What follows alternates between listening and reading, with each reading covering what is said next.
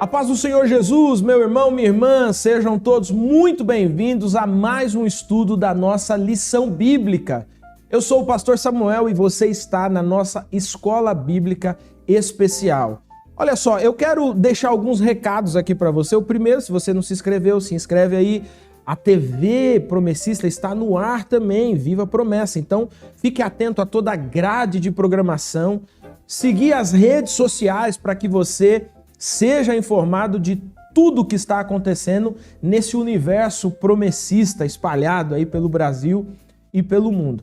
Gratidão também por todos aqueles que mandam mensagem pra gente, aqueles que quando nos encontram falam, olha, nós estamos lá assistindo a escola bíblica. Isso deixa a gente muito feliz, isso deixa a gente muito satisfeito em ver o rosto, né? Aqui nós vemos nomes que vão subindo aqui e de vez em quando Deus nos dá a oportunidade de ver rostos daqueles que estão estudando a escola bíblica conosco. Então, que Jesus abençoe grandemente a sua vida. Estamos na Rota 32 e nessa rota estamos comemorando os 90 anos da Igreja Adventista da Promessa. Os 90 anos que cada promessista está comemorando nesse ano de 2022. Inclusive, mandar um abraço para a Convenção Mineira. Nós estivemos lá na comemoração do aniversário da igreja, pregando, congregando lá com os irmãos e celebrando. Então, que Jesus continue abençoando a nossa convenção lá no estado de Minas Gerais.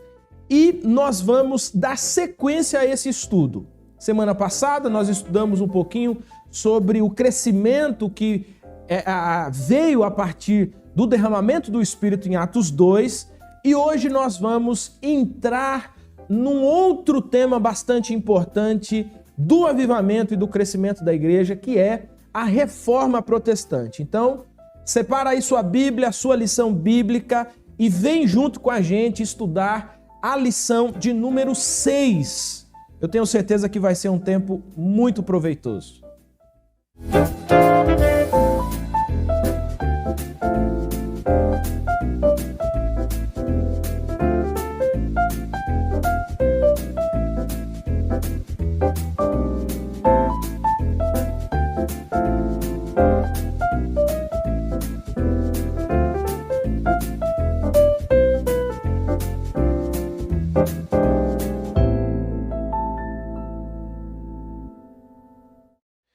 A lição de número 6, nossa lição de hoje, vai tratar sobre a reforma protestante. Sem dúvida alguma, se nós estivermos falando da história moderna, a reforma protestante é um marco na nossa civilização, é um marco na nossa sociedade. Você sabe, você conhece a história, a reforma ou o estopim da reforma acontece em 31 de outubro de 1517, mas existem movimentos anteriores, movimentos posteriores, que vão fazer com que esse movimento do Espírito ali, em 1517, alcance muitas pessoas, inclusive alcance a nós, né? Porque nós também somos frutos, né, desse movimento, de maneira direta ou indireta. Ele é, de fato, um impacto na nossa vida, um impacto no evangelho que nós recebemos. Mas o que é, de fato, a reforma protestante e o que ela se responsabilizou em fazer? Será que nós podemos tratar a reforma protestante como um avivamento? Será que a reforma protestante é um momento da história em que o Espírito Santo de Deus também é derramado num impacto profundo, trazendo as pessoas de volta à palavra, gerando conversões que eram assim impensáveis e alcançando o mundo de uma maneira como jamais poderia ter sido imaginado por alguém vivendo aquele período? Esses são alguns dos pontos que nós queremos responder, queremos tratar na nossa lição de número hoje, a nossa lição de hoje, melhor dizendo, que é a lição que trata da reforma protestante. E para nos ajudar nesse estudo, está conosco aqui o pastor Alex. Pastor Alex, que é superintendente da Convenção Paulista, seja muito bem-vindo. Acho que é a primeira vez com a gente na Escola Bíblica, né? Primeira vez, Então, seja muito bem-vindo. A nossa expectativa é que seja um tempo abençoador aqui, comentando e instruindo aqui os nossos estudantes na Palavra de Deus. Fique à vontade para falar aí com os nossos estudantes, né? Obrigado, pastor Samuel, a paz do Senhor, a você, a todos os nossos queridos promessistas também. É uma grande alegria, de fato, estar aqui, poder participar aqui desse momento tão especial para a gente, né, que é a nossa Escola Bíblica, sobretudo nessa série também, que tem sido uma série muito especial para todos nós, né, uma série comemorativa, onde estamos falando sobre o caminho do avivamento, que Deus possa abençoar esse tempo, que seja produtivo, em nome de Jesus. Amém, amém. É muito interessante quando a gente fala do caminho do avivamento, que por mais que a gente tente, né? Hoje eu estou errando todas as palavras aqui, tá? Hoje está difícil aqui. Por mais que a gente tente construir uma linha do tempo do que foi essa ação do Espírito Santo, né? Vindo desde o Antigo Testamento, passando pelo Pentecostes, entrando entre os primeiros cristãos ali na igreja primitiva, e, enfim, passando pela Idade Média, a Reforma Protestante, a Igreja Moderna. Por mais que a gente tente, a gente fala de algumas coisas, mas não consegue falar de tudo, né? Porque enquanto a nossa linha chega aqui, o Espírito Santo já estava fazendo em outros 2, 3, 4 lugares. E é muito interessante isso, né? Essa rota que, na verdade, tem vários outros caminhos, né? Vielas, atalhos que o Espírito Santo vai usando e vai fazendo, né? Então, hoje nós vamos tratar especificamente sobre a Reforma Protestante, né? Então, assim, a gente está delimitando esse tema, né? Mas é muito interessante, pastor Alex, eu não sei a sua opinião a esse respeito, mas te deixo à vontade aqui para falar, como que a gente é impactado quando a gente começa a enxergar esse movimento, né? A gente vai ler livro de história cristã, por exemplo, você começa a ler, você fala assim, não é possível, de onde surgiu, né? E aí do nada surge um livro sobre um missionário fulano de tal, que você nunca tinha ouvido falar, não está registrado nos livros de história cristã, né? E você lê aquela história e você fala, meu Deus, ninguém ouviu falar desse camarada, mas o Espírito Santo usou ele. Como é que você pensa assim? Sim, é verdade, eu concordo contigo. Eu penso que é o que a gente tem visto na lição bíblica, né, nessa série, ao longo do tempo, ao longo dos tempos, né? Deus, ele vai escrevendo a história. Quando a gente, parece que a gente não percebe, né, a ação de Deus, e quando a gente se dá conta, a gente percebe o quanto Deus estava fazendo, né, através da vida de pessoas, de todas as gerações, de todos os tempos, e a nossa tentativa, às vezes, de delimitar, né, essa ação de Deus, a gente acaba sendo muito limitado nisso, né? Com esse próprio tema da reforma, parece que isso vai acontecer também, né? A gente tem uma data que é marcante, né? Que é a data de 31 de outubro de 1517, mas ao mesmo tempo essa própria história se confunde, né? Com aquilo que vem antes, com aquilo que vem na sequência, e isso só mostra pra gente a soberania de Deus ao longo dos tempos. Como que Deus ele tem esse controle, né? Sabe um negócio que eu pensei aqui, do nada, assim, na semana passada com o pastor Alessio, a gente estava falando muito sobre pessoas anônimas, né? Que a gente estava falando da expansão da igreja, a partir ali da perseguição que acontece em Jerusalém, a igreja toma conta de Jerusalém, mas vai para Antioquia, chega a Éfeso, enfim, vai chegar lá na Europa e tal. E essa ideia das pessoas anônimas, pessoas cheias do Espírito Santo, mas que vão, né? E aí, você falando aqui, me veio à mente, né? Aquele condutor da charrete nunca imaginou, né? Jamais, ele nunca né? imaginou, né? Que 90 anos depois existiria um movimento com mais de 70 mil pessoas, impactando pessoas. Um outro personagem, o Sr. Félix, né? Sr. Félix, com aquela Bíblia, com a Bíblia. né? Que eu acho que tem a ver com o nosso assunto, inclusive, aqui. Exatamente. Jamais imaginou a proporção, né, desse presente que ele entregou. E isso, assim, o Sr. Félix meio que linka diretamente a Reforma Protestante com a nossa história, né? E isso é muito interessante. Mas vamos lá então, pastor Alex, começando aqui pelo princípio, né, pelo começo, né? A nossa pergunta 1, ela vai dizer o seguinte: comente sobre o contexto da igreja em sua marcha na história até o período da Reforma Protestante e em que sentido podemos fazer esse paralelo com a igreja de Laodiceia, lá do capítulo 3, 14 a 20. Então, dá pra gente esse panorama, né? Porque na semana passada a gente chegou até Éfeso ali o evangelho está numa explosão, né? Mudança de vida, gente sendo transformada e tal. Mas há um gap de tempo aí em que as coisas parecem que declinam, né? Então eu queria que você falasse um pouquinho pra gente. Sim, nesse período de grande expansão da igreja, né? Sobretudo nos primeiros 3 séculos, a igreja está explodindo, né? Em crescimento. Sobretudo através de pessoas anônimas, né? Como a gente viu, Deus está ampliando a sua obra.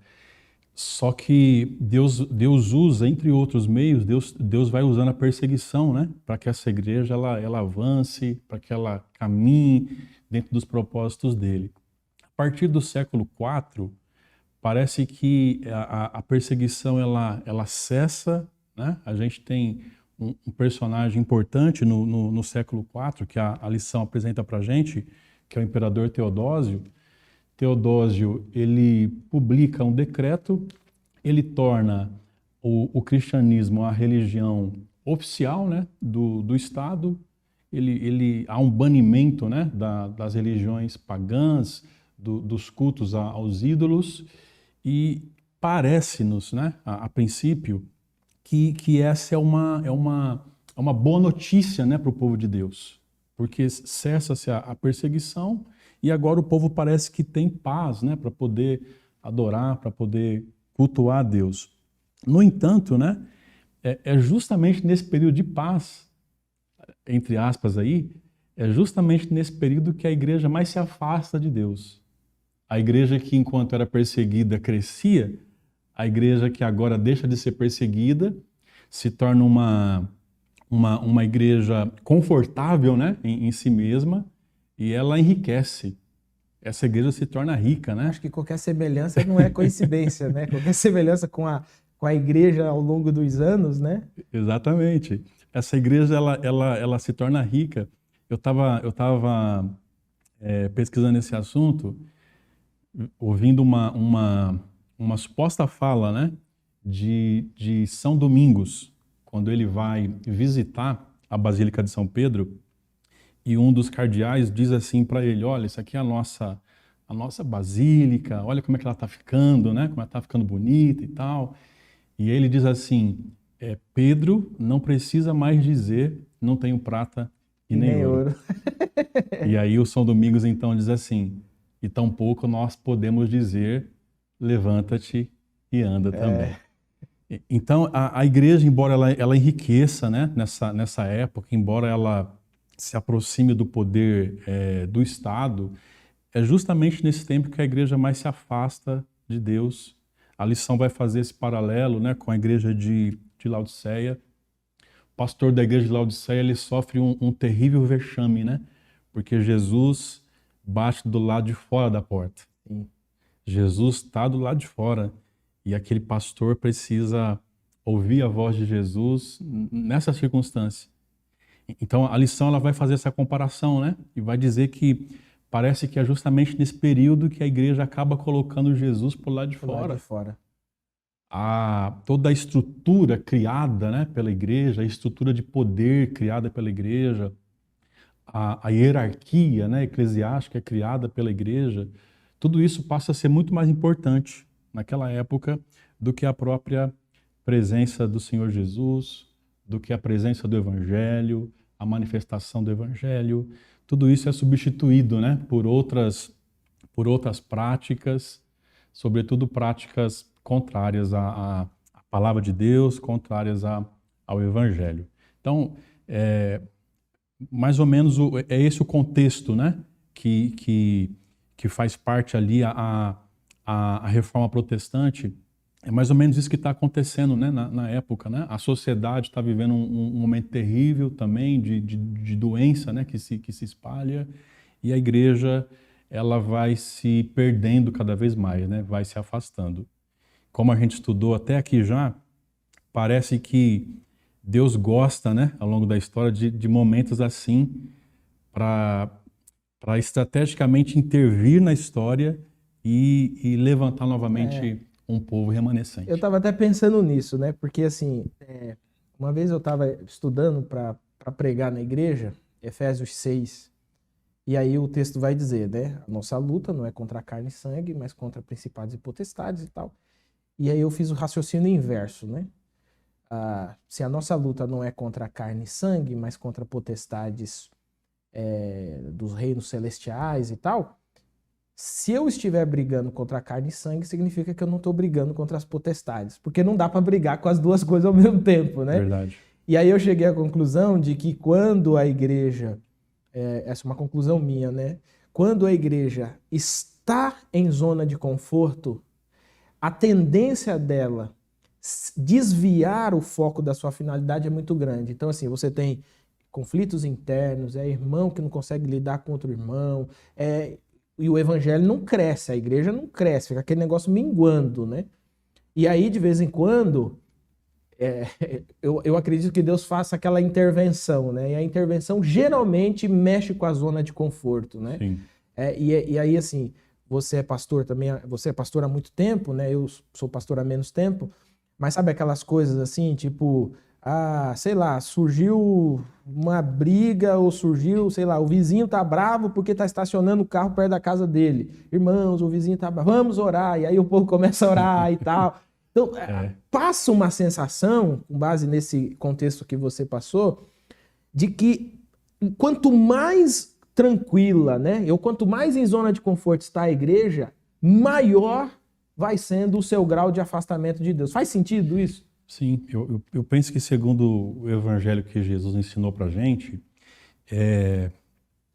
na nossa própria vida pessoal, né? A gente deve suspeitar de tempos onde há somente paz, onde não há lutas, né? Onde não há adversidades, porque afinal de contas o cristianismo é isso, né? E o evangelho ensinado por Cristo é isso para nós.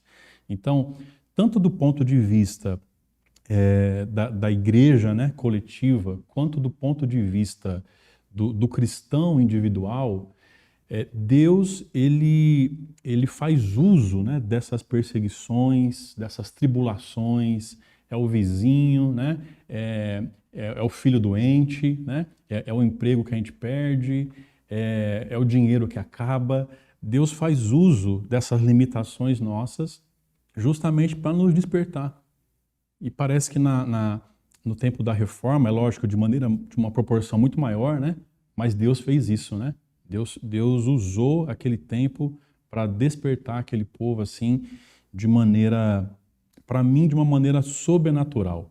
O que Deus faz na reforma através daqueles homens, não há outra explicação senão a gente também denominar isso, né?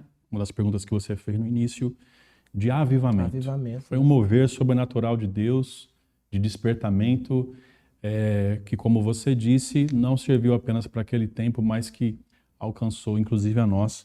Alcança ainda nós, né? Com seus impactos no dia de hoje. Eu acho que a gente até comentou em algumas lições atrás, não sei se na segunda lição ou na terceira, acho que foi na segunda lição, que a gente estava falando sobre o impacto que o avivamento ele causa na sociedade como um todo, né?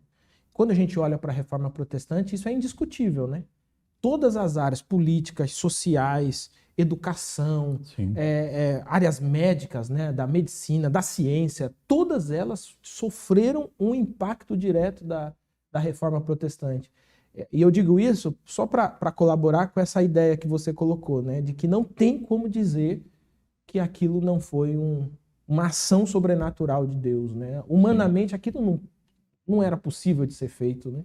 Sim, eu acho que um outro fator, a gente acaba sempre lembrando de Lutero, que acaba sendo um personagem principal, né, nesse cenário todo. Se a gente pensar um pouco em Lutero, né, talvez eu já esteja até aqui me adiantando aqui, Samuel, mas se a gente pensar um pouquinho em Lutero, além de ser um sacerdote, Lutero é um teólogo, né? Sim. Ele se torna ele abandona a carreira de advogado, ele se torna um doutor em teologia. Ele é um professor.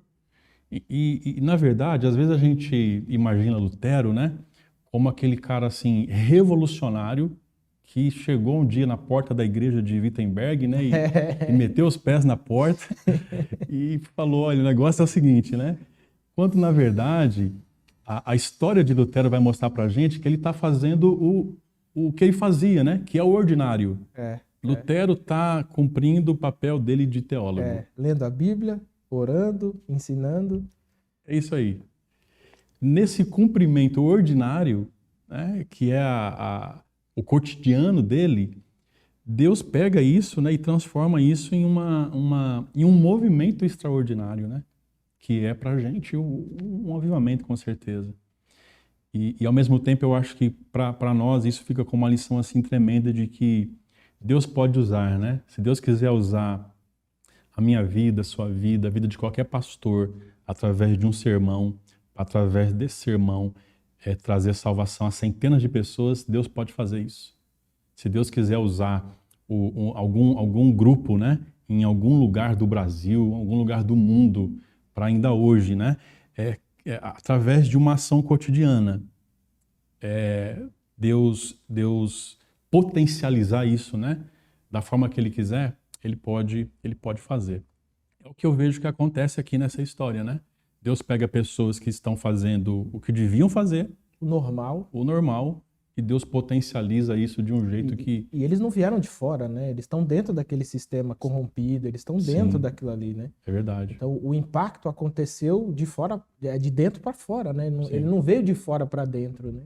Às vezes a gente fica esperando avivamento, que é o tema da nossa série, né? A gente fica esperando que Deus nos avive para fazermos algo. Quando, na verdade, a gente deve continuar fazendo o que Deus já nos chamou a fazer. Ele nos aviva enquanto estamos fazendo. Parece que é isso que acontece com Lutero, né? Com os reformadores. Eles estão pregando, ensinando, disputando, né? E nesse movimento, né, cotidiano, Deus resolve intervir naquele tempo da história e fazer isso que chegou até nós hoje, já faz mais de 500 anos. Legal. Bom, quando a gente então faz essa linha do tempo, né? Ali do final ali da igreja primitiva, primeiro, segundo, terceiro século, igreja oficializada, do terceiro para o quarto século ali começa o que é chamado de Idade Média, que são esse período mais chamado também de período das trevas, né? Olha o nome que recebeu, né? Por tamanha obscuridade que esse tempo trouxe.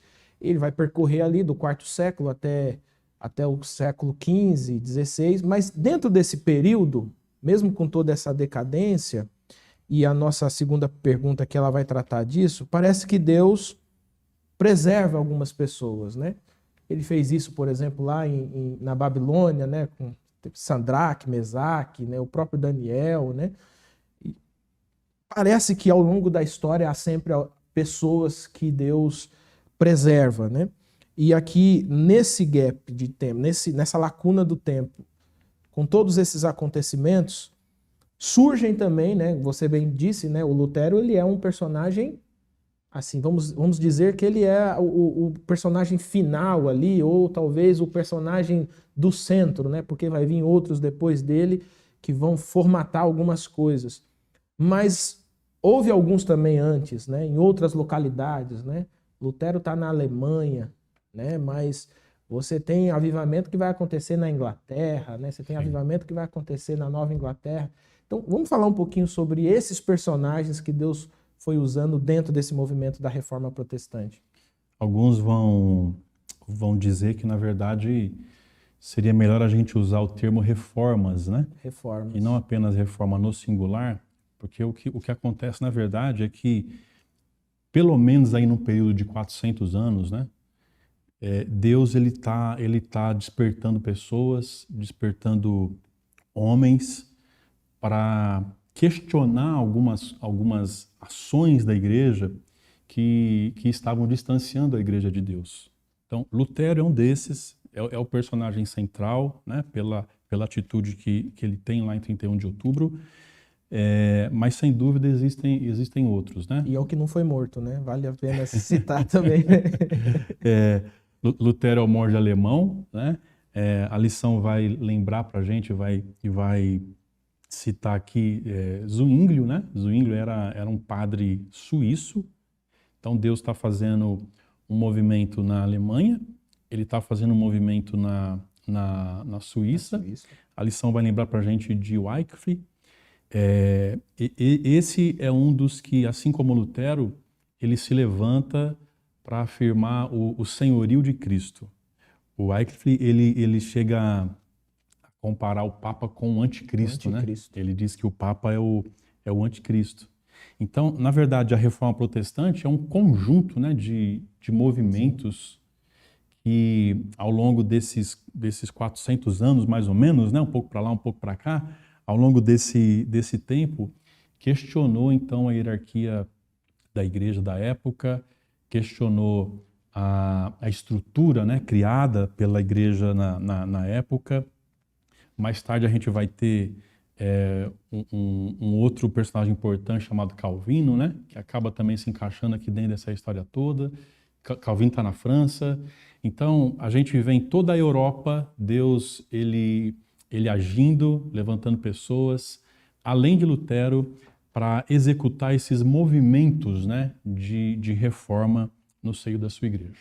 É interessante desses nomes aí que foram citados, por exemplo, Joe Hus, está 200 anos antes, né, de Lutero, e é queimado na fogueira, né? Wycliffe, que eu acho que é um pouquinho antes de Lutero, ele morre, mas depois a igreja desenterra ele para excomungar ele, né? A grande acusação contra ele era porque ele já tinha uma tradução em inglês da Bíblia, né? Então, assim, o Lutero ele não é o precursor, né, da tradução da Bíblia para o vernáculo, né? O Wycliffe já tinha feito isso e foi morto por isso. Foi punido Algumas por isso. das cópias foram queimadas, né? Recentemente, inclusive, foi leiloada uma cópia dessa Bíblia de Wycliffe, assim, por mais de 1 milhão, 2 milhões de dólares, né? E é interessante, assim, por que eu estou citando isso? É porque, assim, os nomes são muito bonitos, mas a vida que eles levaram por uma fidelidade não foi fácil. Sim. O preço foi alto, né? Foi alto. Né? Os próprios reformadores que vêm ali, contemporâneos ali de Lutero, né? Zwinglio, o próprio Calvino, não tiveram vida fácil no começo, né? Principalmente quando aquelas sucessões de rainhas, né? Uma mais católica, outra era protestante, as perseguições tinham que sair fugidos, né? Porque senão eram mortos mesmo, né? Então isso demonstra que essa fidelidade não é uma fidelidade intelectual simplesmente, né? É verdade.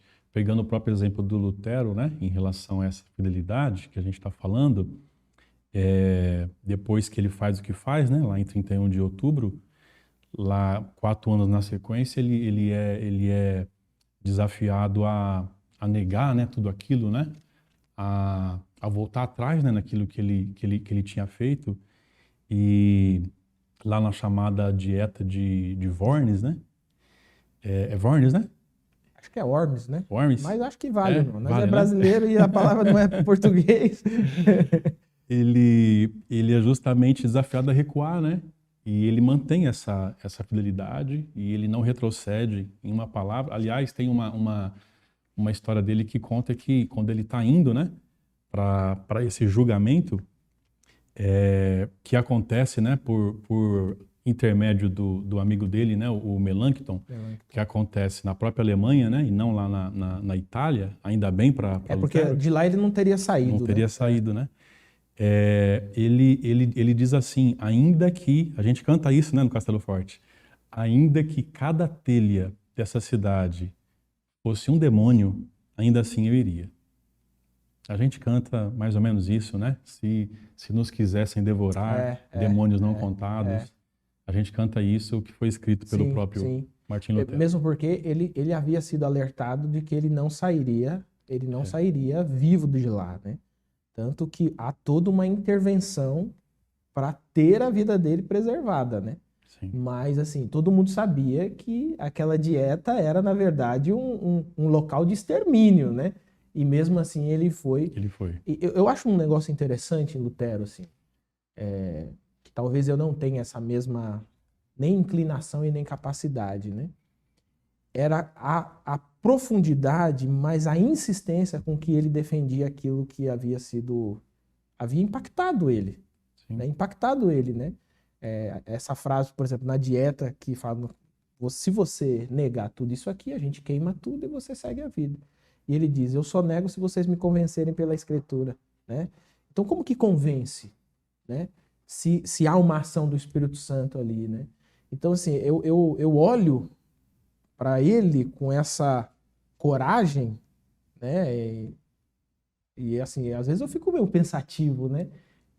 Como que seria a gente nesse processo, né? Porque nós não estamos falando de uma opinião que você deu no Twitter, no Instagram, no Facebook, no YouTube. Sim. Entendeu? Nós estamos falando de uma perseguição de dizer algo que vai custar a sua vida.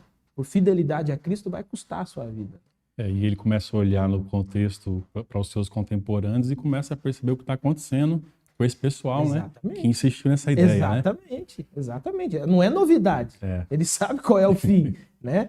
Então, assim, eu acho que até o pastor Alessio comentou na última lição, né? Quando a gente está cheio do Espírito Santo, irmão, vai embora, entendeu? Cara, vai morrer, rapaz, pode matar, né? Eu sempre uso como exemplo os apóstolos ali, né? No comecinho ali em Atos, eles curam lá o paralítico na porta da igreja, lá da igreja, a Porta Formosa, e aí eles são presos, né? Dá aquela confusão, eles são presos. Rapaz, é o seguinte, nós vamos soltar vocês, mas vocês parem de falar no nome desse Cristo. Rapaz, não tem jeito, irmão. É o seguinte, vai soltar a gente, nós vamos falar do nome de Cristo. E se deixar a gente preso com outros em volta, nós vamos falar do nome de Cristo. Não, então a gente vai bater em vocês. Não, vocês podem bater. Quando vocês terminarem de bater, nós vamos falar do nome de Cristo. Né? Não, mas eu vou matar vocês. Não, vocês podem matar também, não tem problema. Mas vamos morrer falando do nome de Cristo. Eu acho que isso só pode ser o poder do Espírito Santo. Como que é impressionante, nega-se, né, a própria vida dessa forma? Né? É impressionante essa convicção, né? Eu penso que também não há outra explicação senão o poder do Evangelho, né? Que invadiu de fato nesses homens e mulheres a ponto de negarem a própria vida por amor a uma verdade, né? Não há apenas uma... Acho que você citou isso agora há pouco também. Não há apenas uma convicção intelectual, né? É mais do que isso, né? Mais. É a própria descoberta que Lutero tem lá em Romanos, né? É uma convicção da fé, né? É uma convicção inegável, né? Ela impacta de tal forma que não tem mais como ser negada, né? Ela escancarou, né? Abriu iluminou a vista, né? Verdade. Vamos falar um pouquinho então sobre essa interpretação dele, né? Romanos 1,17 é considerado, né? O livro de Romanos, na verdade, já é considerado um livro extremamente impactante na vida aí de muitos reformadores, né? Sim. Mas, sem dúvida, é o grande, assim, a explosão da reforma acontece com a sua interpretação de Romanos 1,17, né? Como que essa interpretação foi importante para todo esse movimento da reforma que aconteceu em 31 de outubro de 1517? Pois bem, eu vou ler aqui o texto, né, o nosso texto básico, porque no Evangelho é revelada a justiça de Deus, uma justiça que do princípio ao fim é pela fé. Como está escrito, o justo viverá pela fé. Parece que para Lutero, antes de se deparar e de entender de fato esse texto de Romanos 1, 16 e 17, parece que Lutero ele vive assim sérios conflitos, né? Pessoais, né? Conflitos internos acerca dessa proposta da justiça de Deus, de forma que não há paz no coração de Lutero, porque de fato não pode haver, né, paz no coração de nenhum ser humano se essa paz não for dada pelo próprio Deus. Mas o ensinamento da igreja naquela época, tudo aquilo que ele tinha ouvido até então e aprendido, vai justamente na contramão de tudo isso, né? E a igreja está ensinando que é possível haver justiça, é possível haver perdão, é possível haver salvação de outras formas, de outros meios. Mas, ao fim, como acontece com todo ser humano, né, quando tenta se justificar por outras formas, ao fim não há paz, né, não há sossego na alma. Então, por muito tempo, Lutero ele vive esse conflito. Ele está nesse contexto todo, né, que nós já citamos aqui, esse contexto onde a igreja ela vai ela vai infiltrando, né, dentro de suas estruturas, né, conceitos equivocados, contrários à palavra de Deus.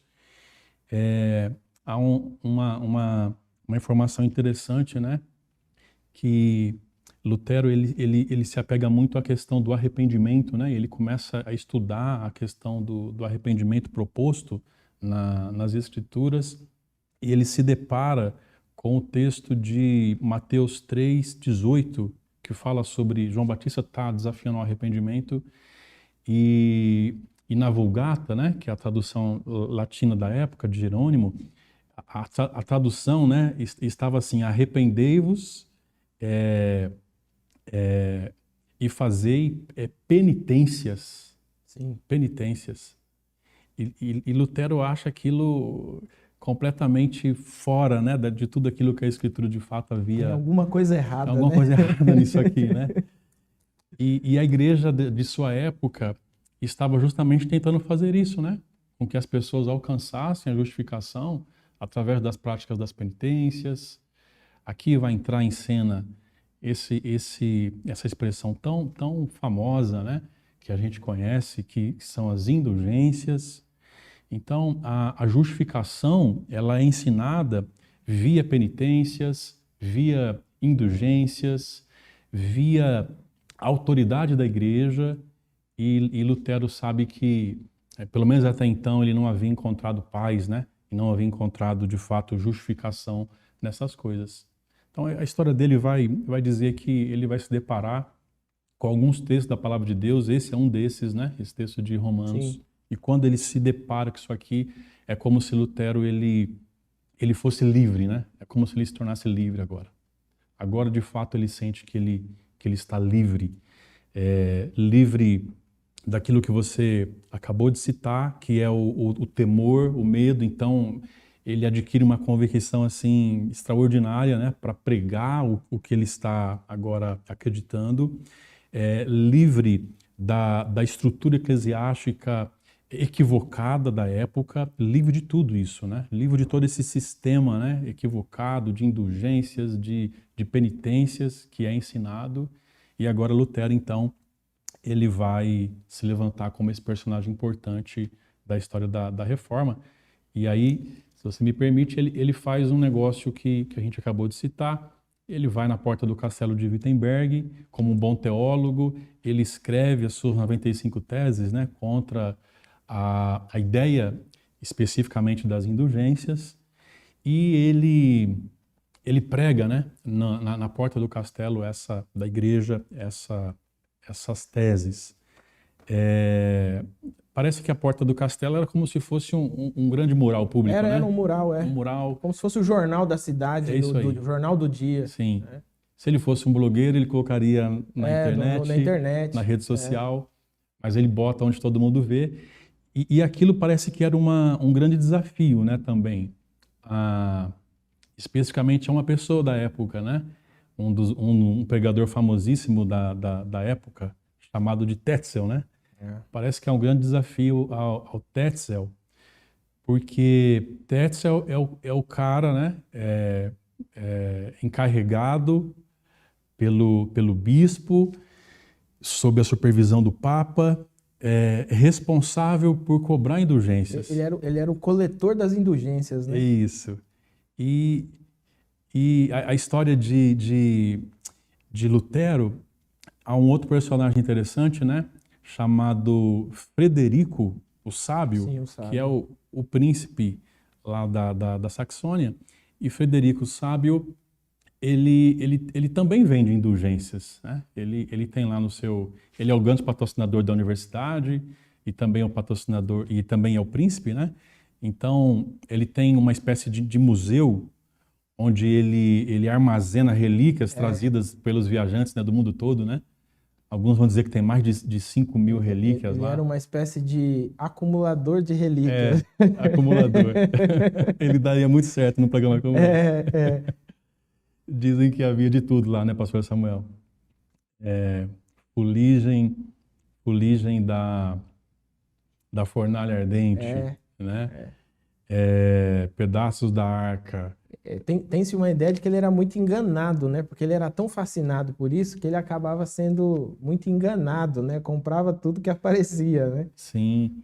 E há uma venda paralela de indulgências, né? Porque o Frederico Sábio, ele abre lá o seu acervo para que as pessoas conheçam e paguem também, né? E comprem. E esse ingresso era como se fosse uma troca, né? Na compra desse ingresso, haveria uma redução, Você né? já sai meio que justificado, né? Um Haveria desconto na justificação, dá né? um desconto e a pessoa podia ter um perdão, né? De acordo com aquilo que ela pagasse, obviamente, o perdão nos seus pecados. E ele tem um grande interesse com isso, né? O interesse dele é manter o castelo e manter também a universidade da época. Paralelo a isso tem o Tetzel, né? Que também tem essa autonomia para vender indulgências. Mas diz a história que o Frederico não permite, né, que o Tetzel ele venda indulgências, né, no seu próprio território. Sim. Então ele faz isso nos arredores. Ele faz nos arredores. As pessoas que têm contato com Lutero, elas ficam sabendo disso. E elas vão atrás e depois elas voltam contando para Lutero. Olha, eu quase comprei o meu perdão, né? Quase, porque era muito caro, né? E não teve condição de comprar. E Lutero, então, ele fica assim, muito ofendido, né, com tudo isso.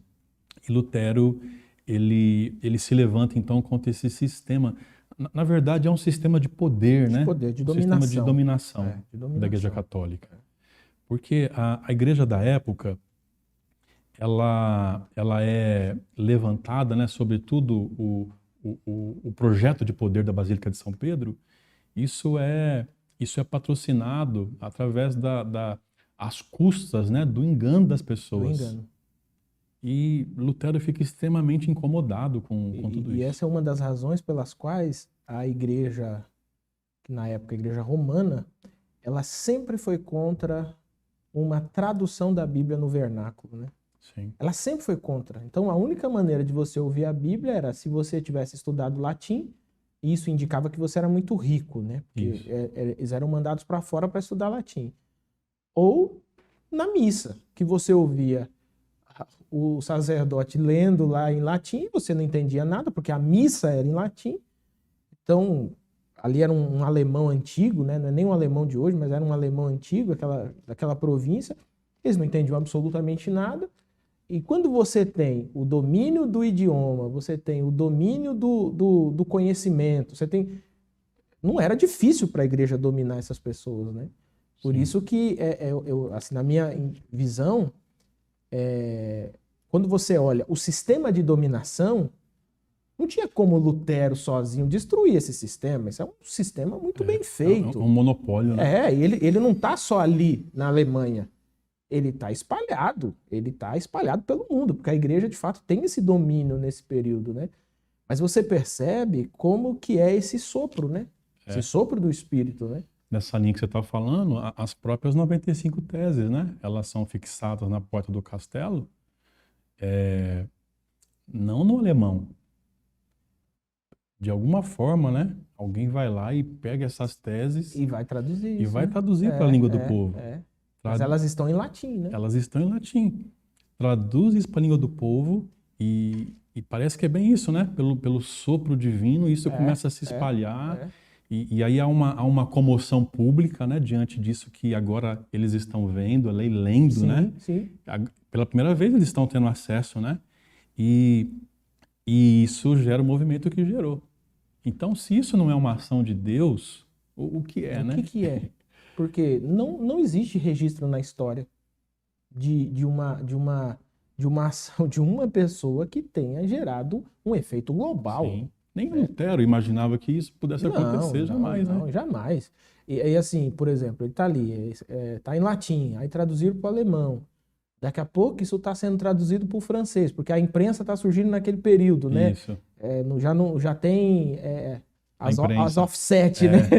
Então, assim, já estão saindo cópias. Daqui a pouco está na Inglaterra, no Reino Unido, né? Então, isso aqui está estourando na Escócia, por exemplo, está estourando em Londres, está estourando esse negócio, vai gerar o rompimento do Reino Unido com a Igreja Católica, Sim. né?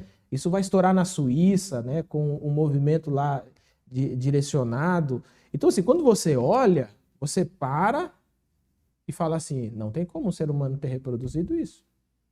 Não tem como o Lutero chegar lá, colocar 95 teses e fazer, vou botar minhas teses aqui porque todo mundo vai dar like. Sim.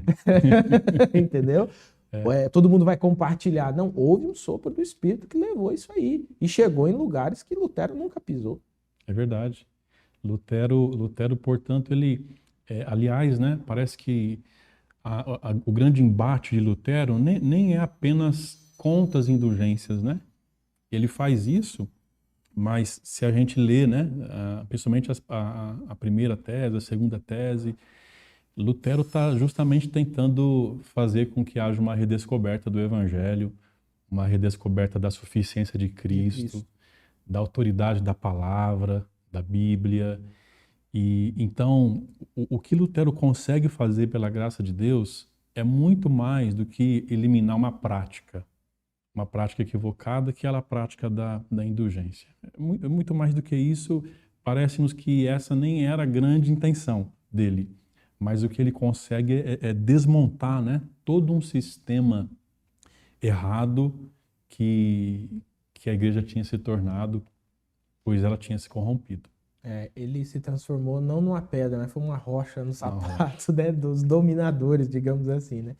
Agora, me veio aqui, né, pastor Alex, esse tema da justificação, da justiça de Deus, se nós, assim, pararmos mesmo assim para refletir de maneira precisa, parece ser o questionamento, o assunto central do Evangelho, né?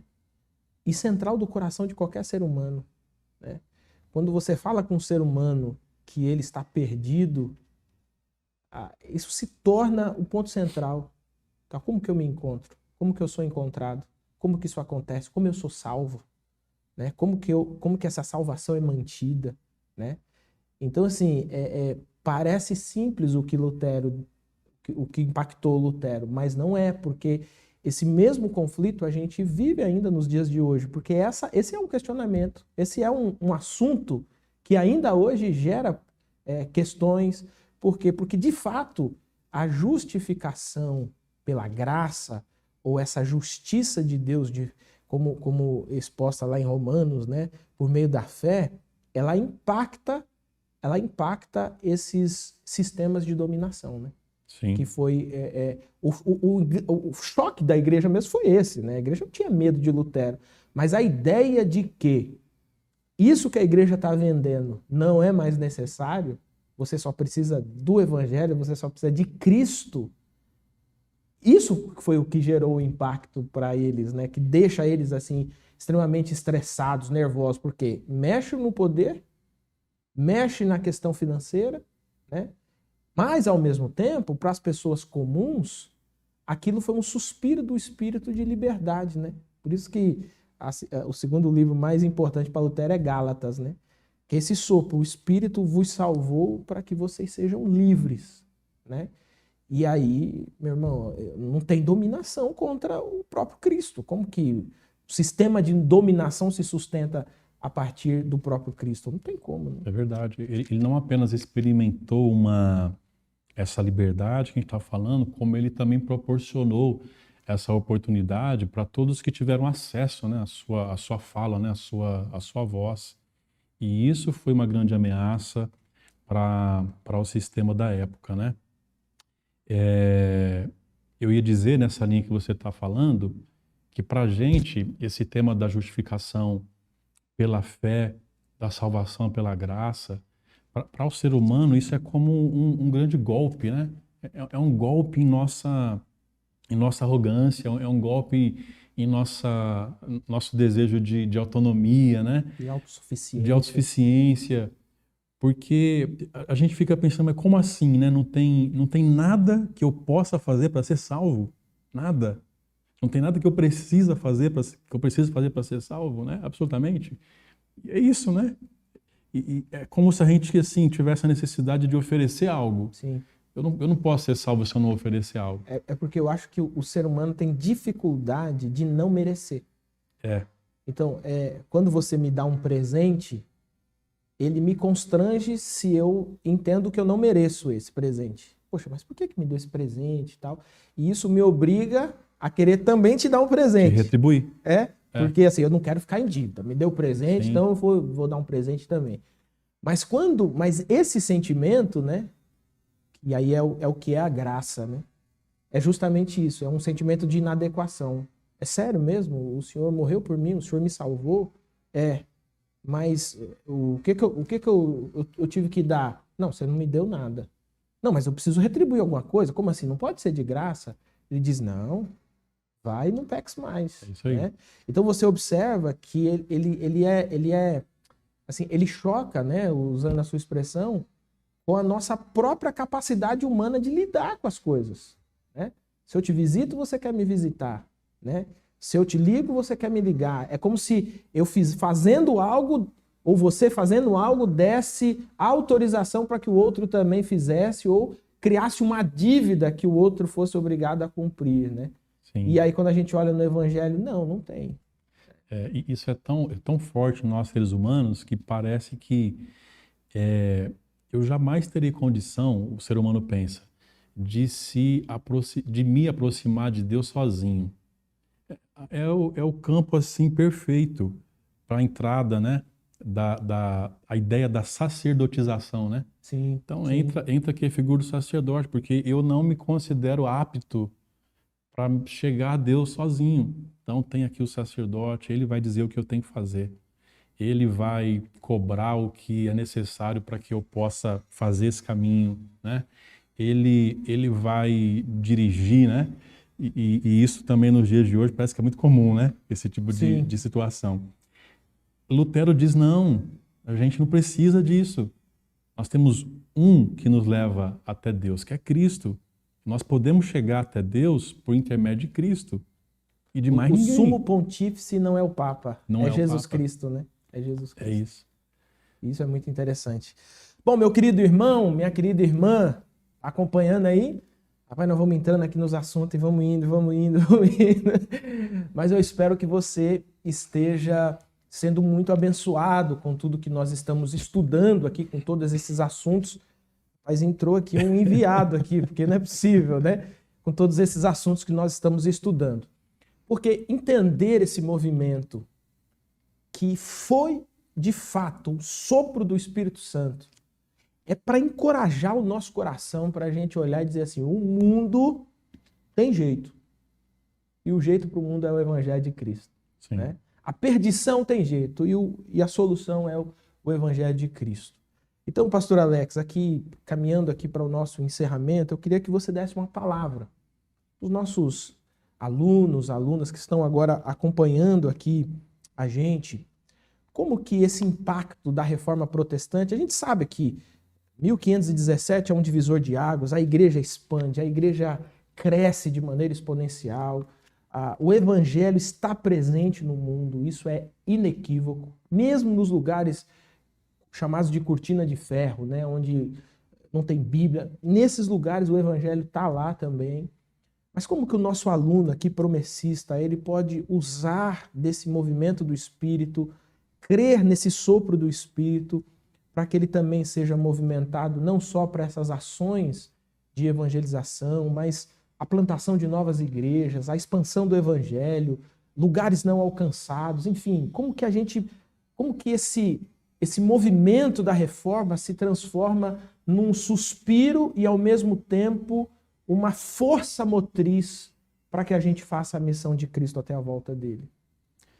Eu penso que vale aqui um destaque, pastor Samuel.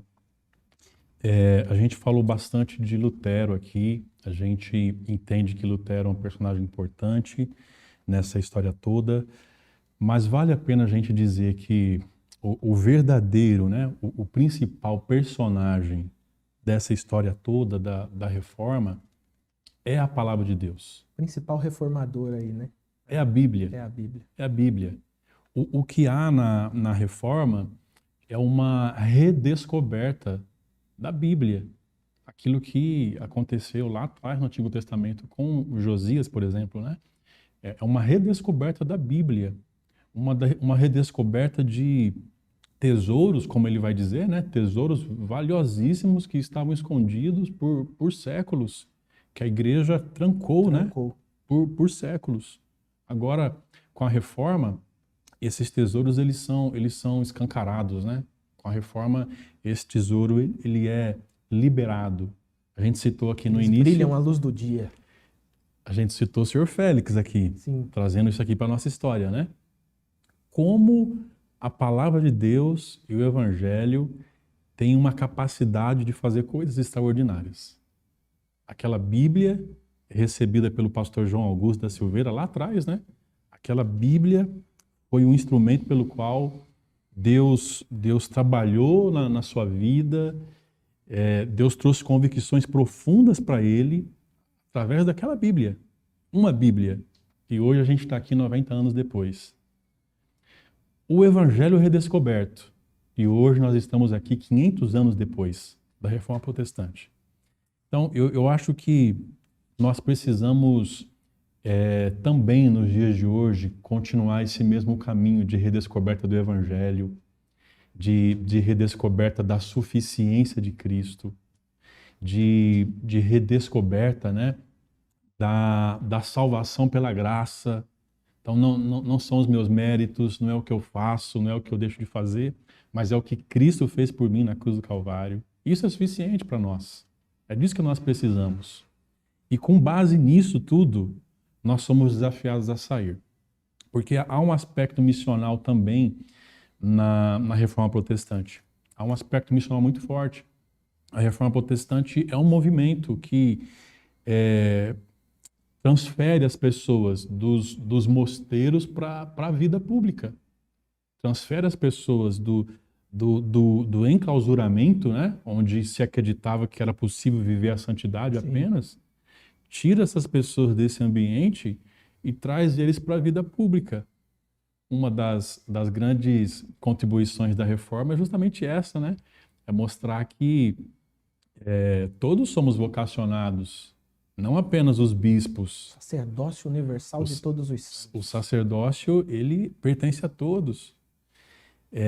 E nesse sacerdócio, nós podemos ser esse meio de ligação entre Deus e o povo, né? E entre o povo e Deus, aonde nós estamos, aonde Deus nos coloca. Então, é no meio dos nossos amigos, é na nossa família, é no nosso trabalho, é na rua onde nós moramos, é na cidade onde nós vivemos, é na igreja local onde Deus plantou a gente. Então, da mesma forma que aconteceu através da reforma, e milhares de igrejas foram plantadas, né, e surgiram através daquele movimento. Da mesma forma, hoje, através do avivamento, Deus ele continua ainda nos desafiando, né, a sermos cristãos, não apenas naquele ambiente ali onde é gostoso, né? Todo final de semana está todo mundo junto, está bem, está confortável, Sim. Mas sobretudo sermos cristãos aonde ele tem plantado cada um de nós. Quem sabe assim surgirão novas igrejas, né? Novas igrejas serão plantadas para a glória de Deus também. Então a reforma é também um movimento que nos provoca a sair, né? Que nos desafia a viver a vida do lado de fora. É o fazer no local e deixar que o Espírito expanda isso, né? É isso. O Lutero faz na Alemanha, mas o Espírito levou para outros lugares, né? Às vezes a missão cumprida dentro de casa alcança os vizinhos, né? Alcança o bairro, né? Vamos orar nisso? Amém. Pode fazer essa oração para a gente? Amém, pastor. Senhor, muito obrigado por essa oportunidade de passar esse tempo aqui importante, falando acerca da tua palavra, falando acerca das tuas ações ao longo da história. O Senhor sempre o Senhor ao longo da história agiu, levantou homens e mulheres, despertou pessoas para que o Evangelho se expandisse, para que os teus planos se cumprissem, Senhor. Assim foi no período da Reforma Protestante e assim continua sendo nos dias de hoje. Nós oramos para que o Senhor nos ajude, oramos para que o Senhor nos abençoe. Sozinho nós não conseguimos, mas quem sabe, Senhor, através do teu poder, através da capacitação sobrenatural do Espírito, coisas incríveis também possam acontecer através da vida de cada um de nós, Deus. Pessoas simples, anônimas, mas que o Senhor pode usar também nesse tempo, nessa geração, para que o Evangelho possa ser, Senhor, compartilhado, para que o Evangelho possa ser conhecido por milhares e milhares de pessoas. Nós nos colocamos nas tuas mãos, Senhor, e pedimos, usa-nos nesses propósitos para a glória do Senhor. Nós oramos. Amém. Amém. Pastor Alex, mais uma vez, obrigado por sua participação. Espero que tenha outras, né? Meu querido irmão, minha querida irmã, que Jesus abençoe grandemente a sua vida. Não se esqueça de nada daquilo que foi ensinado hoje nessa lição, essa aplicação direta para você, para o seu coração. Meu irmão, pode acreditar.